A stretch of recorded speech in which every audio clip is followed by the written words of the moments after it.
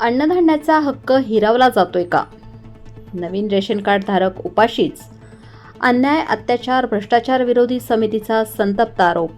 बुलढाणा जिल्ह्यातील मेहकर तहसील कार्यालयाच्या कार्यक्षेत्रात एक धक्कादायक वास्तव समोर आले आहे.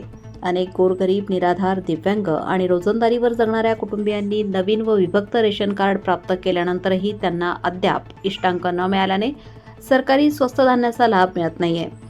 परिणामी राष्ट्रीय अन्न सुरक्षा अधिनियमान्वये मिळणाऱ्या मूलभूत अन्नधान्यापासून हे कुटुंब वंचित राहत आहे.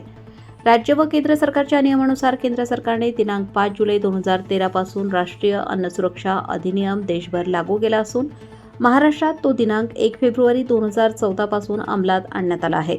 मात्र लोकसंख्या वाढ, नवीन लाभार्थी संख्या आणि इष्टांक टंचाई यामुळे प्रत्यक्षात गरजूंना योजनेचा लाभ मिळत नाही. ही बाब अत्यंत चिंताजनक आहे. समितीचा आक्रोश. प्रशासनाला निवेदन.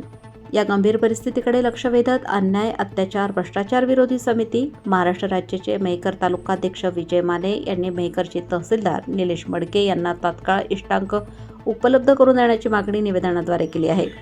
आम्ही सरकारच्या अन्न सुरक्षेच्या योजनेवर विश्वास ठेवतो, पण गरिबांच्या ताटात अन्न नसेल तर ती योजना केवळ कागदावरच उरते, असा घणाघात समितीने केला आहे.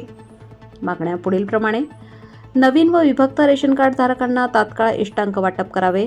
इष्टांक वाटपात पारदर्शकता ठेवावी. गरजूंना अन्नधान्य न मिळाल्यास जबाबदार अधिकाऱ्यांवर कारवाई करावी. शासनाकडून दुर्लक्ष. महिन्यापासून रेशन कार्ड असूनही इष्टांक नसल्याने शिधा मिळत नाही असा संताप नागरिकांमध्ये असून प्रशासन याकडे दुर्लक्ष करत असल्याचा आरोप उघडपणे होत आहे. ही बाब केवळ अधिकाराचा भंग नाही तर माणुसकीच्या विरोधातील गुन्हा आहे, असं मत स्थानिकांनी व्यक्त केले.